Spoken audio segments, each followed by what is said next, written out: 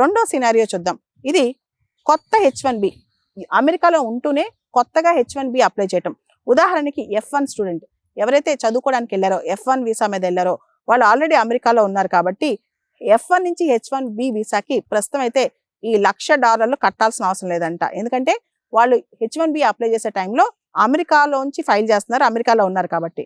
ఇంకొక సినారియో చూద్దాం. H1B visa జనరల్గా 3 yearsకి ఇస్తారు. ఎక్స్టెన్షన్ అడిగారు అనుకోండి, అంటే H1B ఎక్స్టెన్షన్ కానీ రెన్యువల్ కానీ అడిగారు అనుకోండి, సేమ్ ఎంప్లాయర్ ఆ ఎంప్లాయీ అమెరికాలోనే పనిచేస్తున్నారు అనుకోండి, ఆ టైంలో ఈ ఎక్స్టెన్షన్కి ఈ $1,00,000 కట్టాల్సిన అవసరం లేదు. ఎందుకంటే ఆ వర్కర్ ఒకళ్ళే, ఎంప్లాయీ ఒకళ్ళే యుఎస్ నుంచే ఫైల్ చేస్తున్నారు, వాళ్ళు కూడా అమెరికాలో ఉన్నారు కాబట్టి ఈ $1,00,000 కట్టాల్సిన అవసరం లేదు. ఇంకొక సినారియో చూద్దాం. H1B వీసా ట్రాన్స్ఫర్ అంటే ఒక ఎంప్లాయర్ నుంచి ఇంకో ఎంప్లాయర్కి, అంటే ఒక కంపెనీ నుంచి ఇంకో కంపెనీకి మారుతుంటే, కానీ ఆ ఎంప్లాయీ స్టిల్ అమెరికాలోనే ఉన్నారు, ఎంప్లాయీ అమెరికాలోనే ఉన్నారనమాట, ఒక కంపెనీ నుంచి ఇంకో కంపెనీకి మారుతుంటే.